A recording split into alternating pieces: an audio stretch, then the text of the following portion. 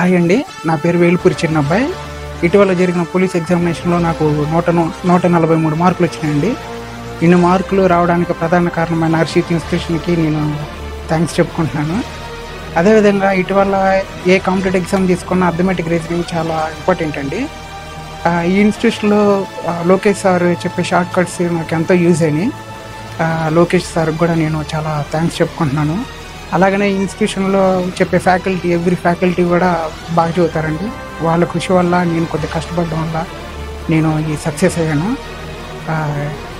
ఫైనల్గా నేను ఈ సక్సెస్ అవ్వడానికి ప్రధాన కారణమైన హర్షిత్ ఇన్స్టిట్యూషన్కి నేను ఇక్కడ జాయిన్ అవ్వడం నాకు చాలా యూజ్ అయిందండి.